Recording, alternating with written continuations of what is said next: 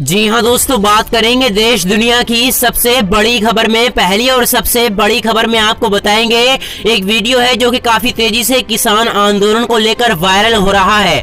आप भी देखिए उस वीडियो को। लेकिन उससे पहले अगर आप भी देश में गोदी मीडिया का विरोध करते हैं और आप भी किसानों के समर्थन में हैं और आपको लगता है कि इस कड़ाके की ठंड में किसानों को बेरहमी से सताया जा रहा है, तो लाइक करें इस वीडियो को और चैनल को सब्सक्राइब करने के बाद घंटी को दबाना बिल्कुल ना भूलें और कमेंट बॉक्स में लिखें जय जवान जय किसान। तो दोस्तों देखिए इस वायरल वीडियो को और अपनी राय कमेंट बॉक्स में बताना बिल्कुल ना भूलें। दोस्तों नमस्कार। दोस्तों कल किसान ट्रैक्टर पर सवार होगा और दिल्ली की घेराबंदी वो ट्रैक्टर से ही करेगा। ट्रैक्टरों की कतार दिल्ली की सीमा पर चारों तरफ जो बाईपास का इलाका है वहां पर आपको नजर आएगी। और विरोध का यह अनूठा प्रदर्शन किसान अपने उन 3 कानूनों के विरोध करते हुए दर्शाना चाहता है और साथ ही एमएसपी को लेकर इस देश में कानून बन जाए इसको लेकर दर्शाना चाहता है। इसीलिए कल वो ट्रैक्टर रैली निकालेगा। लेकिन क्या आपको पता है कि ट्रैक्टर की दुनिया में जिस भी कंपनी ने कदम रखा 1 लाख करोड़ से ज्यादा नेटवर्थ होने में उसमें देरी नहीं लगी, क्योंकि भारत दुनिया के उन अव्वल देशों में आता है जहां पर सबसे ज्यादा ट्रैक्टर बिकते हैं। हर बरस तकरीबन 8 लाख ट्रैक्टर। लेकिन सवाल ट्रैक्टर का नहीं है, सवाल यह है कि खेती करने के लिए किसान को जमीन चाहिए और किसान का अपना हुनर और उसकी मेहनत होती है। इक्विपमेंट्स चाहे वो ट्रैक्टर के तौर पर हो, चाहे वो क्रशर के तौर पर हो, चाहे वो सीड ड्रिल के तौर पर हो या कोई भी इक्विपमेंट्स हो, इनका एक अपना बाजार है। ठीक उसी तरीके से जैसे फर्टिलाइजर का बाजार है, जैसे बीज बेचने का बाजार है। यानी इस देश के भीतर का एक अनूठा सच यह है कि एग्रीकल्चर को लेकर इस देश में आजादी के बाद से जितने भी प्रयोग हुए उसमें किसान की हथेली हमेशा खाली रही।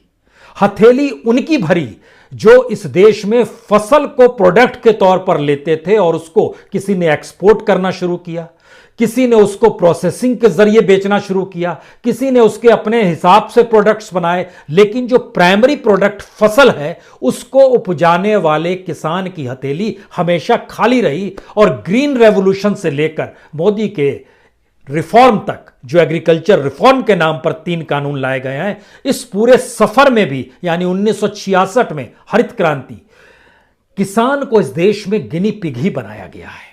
और हमें लगता है कि आज इसको समझने की जरूरत इसलिए है क्योंकि 1966 में जब ग्रीन रेवोल्यूशन हुआ था तो क्या चीजें उसके बाद डेवलप हुई। टेक्नोलॉजी आ गई, उसके बाद HYV सीड्स जिसको हाई यील्डिंग सीड्स कहते हैं वह भी आ गया, फर्टिलाइजर का उपयोग बढ़ गया, जो पेस्टिसाइड्स है उसका उपयोग बढ़ गया, जो ट्रैक्टर्स है उसकी तादाद इस देश के भीतर में बढ़ती चली गई, जो इरिगेशन फैसिलिटी जैसे बोरवेल तक करने की स्थिति थी उसको भी अपने तरीके से किसान ने डेवलप किया। यानी खेती को बढ़ाने की दिशा में जो जो चीजें लेकर जो जो कंपनी आ रही थी वह करोड़पति अरबपति होकर होती चली गई। लेकिन किसान अपने तौर पर कमजोर होता चला गया। यह पूरा खेल क्या है? और हमें लगता है कि आज भारत का किसान आंदोलन जिस मुहाने पर खड़ा है और भारत सरकार की सोच 1991 के बाद से जिस मुहाने को पैदा कर चुकी थी, यानी इकोनॉमिक रिफॉर्म, यानी मार्केट इकोनॉमी, यानी बाजार ही तय करे सब कुछ और किसान भी खुले तौर पर बाजार में आकर खड़ा हो जाए, उसकी जो जितनी कीमत लगाए और अपनी कीमत वो जो भी बताए, यही मान लिया गया कि इस देश के भीतर का असल रिफॉर्म है। तो क्या यह वाकई रिफॉर्म है या फिर एक गुलाम बनाने की सोच है जिसमें किसान के ऊपर किसी तरह का कोई संरक्षण देने की स्थिति में सरकार नहीं रहेगी? किसान उस बाजार में चला जाए जिस बाजार के भीतर में किसान की उपज दुनिया में सबसे ज्यादा है। भारत कृषि उपज सबसे ज्यादा करता है। लेकिन जब वो खुले बाजार में जाएगा तो वहां पर बोली प्रतिस्पर्धा के तहत लगेगी और प्रतिस्पर्धा में लगाने वाले लोग अपने तरीके से मोनोपोली के साथ पैसे लेकर आ रहे होंगे। यही सबसे बड़ा सवाल है। लेकिन हमें लगता है कि आज आपको एक ऐसे सफर पर लिए चले जिस सफर पर ट्रैक्टर से बात शुरू हुई है तो 5 कंपनियों के नाम जानिए। Mahindra and Mahindra, TAFE, Sonalika, Escorts, John Deere, ये सारी कंपनियां ऐसी हैं, महिंद्रा एंड महिंद्रा का सबसे ज़्यादा शेयर 41% शेयर है, बाकी का किसी का 17%, किसी का 12%, किसी का 10%, और उसके नीचे भी एसडीएफ है, फोर्स है, कैप्टन है, कैबुटा है, ये सब 2-4% इनका भी, लेकिन सभी की आय बहुत ज़्यादा है, किसानों से आय बहुत ज़्यादा। इसका मतलब ये है कि अगर आपके पास पैसा है और आप किसानी से जुड़े किसी प्रोडक्ट को अपने अनुकूल करके उसको मार्केट में बेचना चाहते हैं, वो भारत का बाजार हो या अंतर्राष्ट्रीय बाजार हो, उसकी कीमत मिल जाएगी, लेकिन फसल की कीमत नहीं मिलेगी। और सरकार जिन बात का जिक्र करती है कि हमने तो एमएसपी जब से आए हैं 1.5 गुना बढ़ा दिया है, तो हमें लगता है उसका सच भी देख लीजिए और यह भी समझिए कि असल में स्थिति इस देश के भीतर में है क्या। शुरुआत एमएसपी से। जो पैडी फसल होती है, जिसको हम लोग कहते हैं चावल, उसकी एमएसपी जिस वक्त मोदी सरकार सत्ता में आई थी 1360 रुपए था। बहुत अच्छी बात है। वह बढ़कर आज की तारीख में 1868 हो गया। सरकार कहेगी हमने बढ़ा दिया, कागज पे नजर आ रहा है 1360 से 1868 हो गया। जो गेहूं था वो 1120 यानी 1120 रुपए में 14-15 में था समर्थन मूल्य, वो आज बढ़कर न्यूनतम समर्थन मूल्य 1975 रुपए हो गया। सरकार कहेगी बढ़ गया। सवाल यह है कि सरकार एमएसपी पे जो अनाज खरीदती है उसके लिए भी एक बजट होता होगा। वह बजट का पैसा वह एफसीआई को देती है, फूड कॉरपोरेशन ऑफ इंडिया को देती है। फूड कॉरपोरेशन ऑफ इंडिया को दिए जाने वाला बजट बढ़ता नहीं है, लेकिन एमएसपी बढ़ती चली जा रही है। तो किन किसानों को कितना लाभ इस देश में हो रहा है, यह पहला सवाल है। यानी आपने 1.5 गुना एमएसपी बढ़ाई जरूर, लेकिन वह कागजों में बढ़ाई।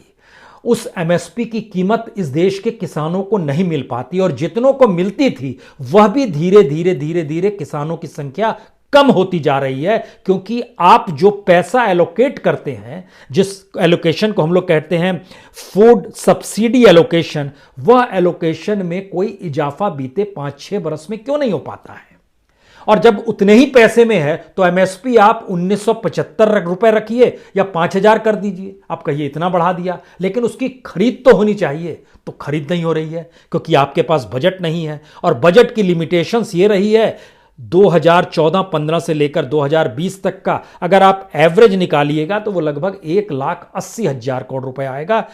1,80,000 करोड़ में सबसे ज्यादा इस कोविड के दौर में, जब सरकार ने सबसे ज्यादा अनाज बांटने की प्रक्रिया में भी आई कि हम लगभग 80 करोड़ लोगों को अनाज देंगे, तो जाहिर है उसने एमएसपी पर लिया हो या एफसीआई के जरिए जो गोडाउन्स में रखा हो उसी को बांटा है।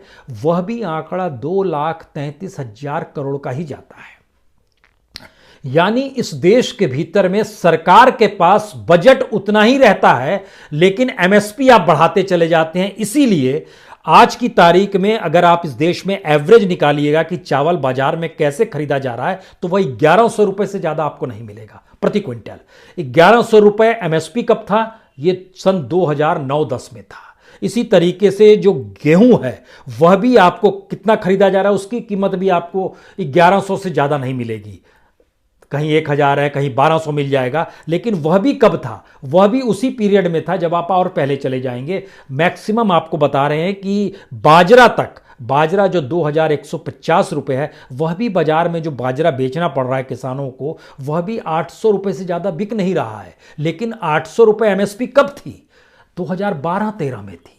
तो एमएसपी बढ़ाने से कुछ नहीं होता है, और एमएसपी का हम हस्ताक्षर कर देते हैं। सरकार को समझना होगा ये झूठ फरेब नहीं चलना चाहिए। पहली बात तो यह है कि आपके पास उतना बजट उस रूप में नहीं है, तो आप एफसीआई को पैसा नहीं दे पाए तो वो एमएसपी पे कैसे लेगी, ये एक पहला सवाल है। दूसरा सवाल सबसे बड़ा यह है कि जो भी जुड़ जाता है एग्रीकल्चर के प्रोडक्ट के साथ, उसके वारे न्यारे हो जाते हैं। और ये वारे न्यारे कोई ऐसे वैसे नहीं होते हैं। हमको लगता है कि इसको जरा समझना चाहिए, और आज़ादी के बाद से हमको लगता है इन बातों को समझें उससे पहले जिसके वारे न्यारे होते हैं। यह देखिए, जैसे जो सिर्फ बीज बेचते हैं, बीज बेचने में जब मोदी सरकार सत्ता में आई थी 2014-15 हम ले रहे हैं, उस समय इस देश के भीतर में बीज का जो मार्केट था वो तकरीबन 20,000 करोड़ था। 2017 में यह बढ़कर 26,000 करोड़ हो गया। 2019 में बढ़कर ये 35,000 करोड़ हो गया और आज की तारीख में 40,000 करोड़ का मार्केट है। और सीड से जुड़ी हुई बहुत कंपनियां हैं, हम कंपनियों का भी जिक्र भी करेंगे। इसी तरीके से फर्टिलाइजर आई है। पिछले साल फर्टिलाइजर का जो मार्केट साइज नजर में आया वो लगभग 6,25,000 करोड़, ये फर्टिलाइजर का मार्केट है। हमने इससे पहले आपको क्या बताया, जो एमएसपी की कीमत है अगर उस पे अनाज खरीदा जाए जो सरकार नहीं नानुकुर कर रही है, वह भी ज्यादा से ज्यादा बैठता है तो 2 लाख करोड़ बैठता है। अगर आप 23 फसल को एमएसपी में खरीदने लगे और सारी फसल खरीदने लगे तब वो कीमत पहुंचती है लगभग 15 लाख करोड़। लेकिन यहां तो गेहूं चावल भी दूर की गोटी हो गई। और मान लीजिए अगर आप सब खरीदने ही लगे तो भी 15 ही लाख करोड़ हुआ ना। तो उस एवरेज में आइए, फर्टिलाइजर का मार्केट 6.25 लाख करोड़, सीड का मार्केट 40,000 करोड़, जो कृषि उपकरण है, जो सिर्फ इसमें ट्रैक्टर माइनस कर दीजिए, यह लगभग भारत के भीतर में 80,000 करोड़ का सिर्फ कृषि उपकरण का मार्केट है, जिसमें थ्रेशर है, सीड ड्रिल है, कल्टीवेटर है, एक्सिस है, ये सारी चीजें उसमें आती हैं। इसका मतलब अगला ये निकला कि अगर इतनी बड़ी तादाद में इस देश के भीतर में कोई भी कमा सकता है तो मार्केट साइज सिर्फ एग्रीकल्चर को लेकर कितना होगा। भारत के भीतर में 2018 का डाटा बताता है कि 20 लाख करोड़ का मार्केट साइज सिर्फ एग्रीकल्चर का। 2019 में भी लगभग इतना है, 2020 में, यानी 20 लाख करोड़ एक एवरेज है कि इतना बड़ा मार्केट साइज है। इसमें से जो लोग एक्सपोर्ट कर देते हैं माल, वह अगर एवरेज निकालिएगा तो वो तकरीबन आज की तारीख में लगभग 2.25 लाख करोड़, यानी 2,70,75,000 करोड़ रुपए ये कुल एवज में बैठते हैं, जिसको 2022 तक सरकार मानकर चल रही है ये